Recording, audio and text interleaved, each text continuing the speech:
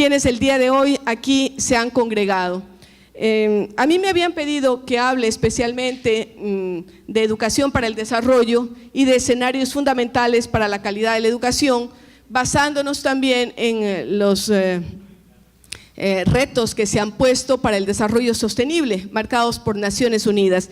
Yo voy a tratar de hacer una exposición lo más sucinta posible para después ojalá podamos tener un diálogo sobre lo que significa precisamente esa labor, ese rol del maestro. ¿Hay alguien que aplaude o es algún ruido de algún equipo? Y ese va a seguir sonando, no podemos evitarlo. Bueno, yo voy a sentir que me aplauden de 2 minutos en 2 minutos. Alguien hace ¡pac! Y ustedes van a tener que responder, vean eso, ¿no? Bueno, entonces vamos a continuar con esta exposición, tratando, como decía, de llenar las expectativas del día de hoy para todos. Y quiero empezar con una frase que se la escuché personalmente decir. Ustedes saben que yo soy una pata caliente, como decimos en el Ecuador, ¿no? Que ando de un lado para otro. Justo el día de hoy, bueno, anoche, llegué de Alejandría, de Egipto, en donde tuve la suerte de ser honrada como miembro del directorio de la más importante y la más antigua biblioteca que ha tenido la humanidad. Yo digo que eso es como un sueño grande hecho realidad. Muchas gracias. Entonces, les decía, en esta tarea mía como de andar un poco por el mundo, tuve la suerte de escuchar a uno de los hombres más inteligentes que yo ya conocí, de los más brillantes, dedicado a trabajar en la ciencia. De hecho, fue ya Premio Nacional de Ciencias de Chile, presidente de la Academia de Ciencias, es un famoso matemático, y él decía: nos fertilizamos unos a otros con el viaje, el conocimiento, la ciencia, la educación. Servet Martínez, este chileno, latinoamericano para nuestro orgullo, piensa en ese fertilizarnos mutuamente. Ustedes saben que muchas veces la educación ha sido comparada con la agricultura, ¿no es cierto? Primero porque sembramos semillitas, luego las tenemos que cuidar, porque si no esas semillas se mueren, se secan. Si no tienen agua suficiente, si no tienen fertilización suficiente, esas semillitas se mueren. Y así ocurre en la agricultura y así ocurre con la educación. Porque sabemos que indudablemente tenemos que cuidar esos seres que han sido dejados a nuestra enseñanza, para que les enseñemos, para que aprendan de nosotros comportamientos, actitudes, conocimientos. Y entonces el maestro, la maestra tienen este rol tan importante, que es precisamente el de fertilizarnos mutuamente, ¿no? A través de la educación, porque también estamos convencidos de que los maestros aprendemos cada día con nuestros alumnos. No es una cuestión solamente unilateral de un lado. Nosotros tenemos que tener delante de nosotros una especie de público, ¿no es cierto? Y ese público son los niños, son los jóvenes a quienes damos esos conocimientos, o damos esa guía, o damos esas pistas para que sepan dónde obtener el conocimiento, ahora que hablamos tanto en la era digital de los conocimientos que nos llegan a través del internet, a través de estos adminículos cada vez más pequeñitos, pero en donde hay más conocimiento, ¿no? Ustedes, si algunos de nosotros ya somos mayorcitos y recordamos esas enormes computadoras que uno veía casi solo por televisión, unos aparatos, unas cajas gigantescas, ¿no? Pero si se acuerdan ustedes de los teléfonos celulares como eran antes, esos que llamábamos raspahielo, ¿no?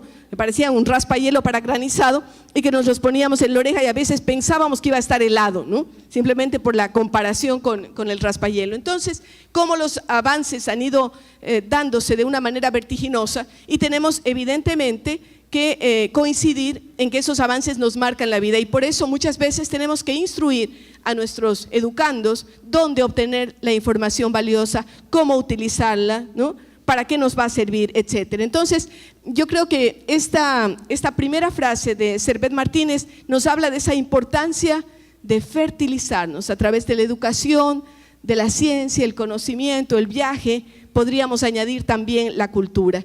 Y aquí hay otra frase que a mí me impresionó también muy bien, de Ricardo Díez, del Club de Roma, que dice: la educación ha sido reconocida siempre, siempre, a veces no se dice mucho, pero siempre ha sido reconocida, aunque con diversos grados de percepción, como factor esencial para la más plena realización personal, así como para el progreso y desarrollo de la respectiva sociedad, de cualquier sociedad. No hay forma de pensar en un avance sin mejorar la calidad de la educación. Y yo creo que este congreso va precisamente hacia allá, hacia mejorar la calidad de la educación, a ver cómo nosotros podemos hacer que la educación sea mejor, no solamente en cantidad, sino fundamentalmente en calidad. Y por eso, y de allí viene la importancia de esta frase que les he mencionado. Pero esta mañana me hacían una entrevista de una radio y ponían mucho énfasis en el tema digital, en el tema del internet, en el tema de todos aquellos aparatos que estamos usando hoy en día. Yo le decía al periodista que me preguntaba, sí, es verdad que son importantes los nuevos elementos que tenemos en nuestras manos, pero para mí lo más importante es el elemento humano, ¿no? Y he tenido la suerte de comprobarlo porque hace unos 3, 4 años que estuve en un campus Google, allá en la meca de toda la tecnología, me enteré que la mayor parte de funcionarios de Google, de Facebook, en fin, de Spotlight, de todos los mecanismos importantes que tenemos ahora para comunicarnos, prefieren a la hora de matricular a sus hijos encontrar una escuela que no tenga internet ni computadoras. ¿Qué les parece a ustedes, no? Cuando aquí estamos matándonos para tener una computadorita, allá eligen la escuela que no tenga internet ni tenga computadoras para sus hijos, porque ellos dicen, ya en nuestras casas ellos tienen, claro, la realidad es diferente, ¿no? En sus casas ellos tienen todos los elementos tecnológicos que puedan desear y más aún. Pero en la escuela lo que ellos privilegian son las relaciones humanas, aprender a comunicarse cara a cara, face to face, como dicen los gringos, ¿no? Cara a cara, porque eso se está perdiendo y cada vez tenemos más niños, más jovencitos absorbidos por esos elementos tecnológicos y dejando de lado ese relacionamiento fundamental entre las personas. Y el relacionamiento es la base para construir valores, para construir sociedades mejores, más humanas, más equilibradas en este mundo que está un poco desquiciado, y no pasa solamente en Ecuador y en América Latina. Yo creo que a pesar de todo, América Latina sigue siendo el continente de la esperanza, ¿no? Como les decía, acabo de retornar de África y hace un par de semanas en Asia, y hasta en Europa uno empieza a tener miedo ya de estar en los aeropuertos, ¿no? Cuando ocurrió recientemente lo de Bélgica, yo pensaba entre mí, yo pude haber estado entre esos muertos en el aeropuerto en Bruselas, porque voy tantas veces por esos aeropuertos que uno no sabe si a un momento dado uno le va a tocar o no le va a tocar. Hay que ponerse en manos de alguien que está arriba, ¿no? Y que nos ayuda a cuidarnos. Pero indudablemente el tema de valores es fundamental si es que hablamos inclusive de mejorar estas sociedades, de darle un sentido al mundo en su conjunto. Y entonces, valores que tienen que tener el sentido de la identidad. Yo creo que alguna vez hablé el año pasado un poquito de la importancia de lo local, ¿no? De aquello que tiene que ver con lo global, que son todos estos elementos tecnológicos, todo aquello que nos viene dado por saber que estamos en un solo barco, que es el planeta, que lo que hacemos en un lugar importa en el otro, pero lo local es también importante, es nuestra identidad, nuestra forma de vestir, de comer, nuestra religión, nuestra cultura en suma, eso es lo local. Por eso vuelvo a insistir en la necesidad de asumirnos como ciudadanos glocales, es decir, aquellos, glocal, no me estoy equivocando, es la composición. Ustedes saben que el idioma es algo que se mueve, no es estático. Podemos crear palabras que respondan a nuevas realidades. Alguna vez yo decía, ¿cómo vamos a crear la palabra astronauta si no habían astronautas? Ni nos imaginábamos a los astronautas, ¿no? Solamente cuando el ser humano desarrolla la capacidad de salir del planeta, es que nosotros podemos pensar en esas palabras que respondan a esas otras realidades. Y en este sentido, pues, Glocal responde a esta nueva realidad de ciudadanos que utilizamos los instrumentos de la globalización, que nos movemos en aviones, que utilizamos todas las tecnologías de la comunicación, que vemos en vivo y en directo el partido de fútbol de ayer. Real Madrid, ¿contra quién era?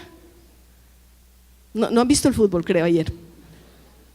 Pero estaban decidiendo quiénes están en la liga. Pero bueno, yo como estaba de aeropuerto en aeropuerto, eché un ojo por ahí, medio de lado. Entonces, para ver el fútbol en vivo y en directo, todo eso son recursos de la tecnología, pero lo local es lo que nosotros somos, es nuestra identidad. Por eso hablamos de valores que deben tener el sentido de identidad. Identidad que no puede caer en chauvinismos, en decir, lo mío es más importante que lo tuyo. No, lo mío es diferente de lo tuyo. Yo a lo mejor soy de una religión y tú eres de otra. O tú eres de otra parte, ¿de dónde? De Cuba, y allí les gusta comer moros, ¿no? Moros y cristianos. Bueno, no se comen a los cristianos ni a los moros, pero ahí está el arrocito con frijoles. Y a mí me gusta comer motepillo, porque todo el mundo sabe que soy de Cuenca, ¿no es cierto? Pero también me gusta una buena sopa de bolón de verde o el caldo de manguera. ¿Pero por qué? Porque son cosas culturales, cosas culturales. Me encontré antes de ayer, con un señor de Dubái, un expresidente, no era de Dubái, bueno, era de un país africano, ¿no? De esos que andan con túnica larga y todo así. Y el hombre me decía, Ecuador, cada vez que me veía. Y yo decía, ¿por qué este hombre me dirá cada vez Ecuador? Entonces después me explicó, porque él nunca podía olvidarse de haber visitado el Ecuador, de haberse subido en la alta de la montaña, que casi no podía respirar y que le dieron de comer un animalito rarísimo, ¿no? Y dice que como él era africano, pensaron que le iba a encantar el cuy, ¿no?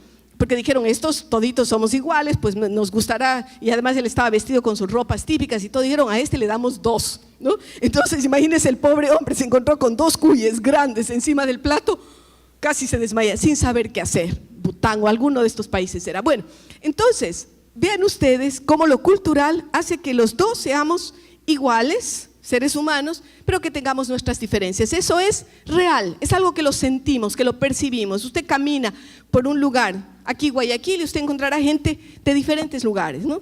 A veces encontramos, no sé aquí en Guayaquil, pero en Quito ya encontramos bastantes mujeres tapadas con velo, ¿no? Nosotros respetamos su cultura, pero caray, también queremos que nos respeten la nuestra, ¿no? Eso es parte de los valores y tiene que ver con nuestra idiosincrasia, con nuestra forma de ser, con nuestra identidad. Entonces, reconociendo la diferencia, buscamos valores. Y yo pongo énfasis en estas cosas porque quiero que ustedes, maestros y maestras, se las transmitan a sus alumnos, ¿no?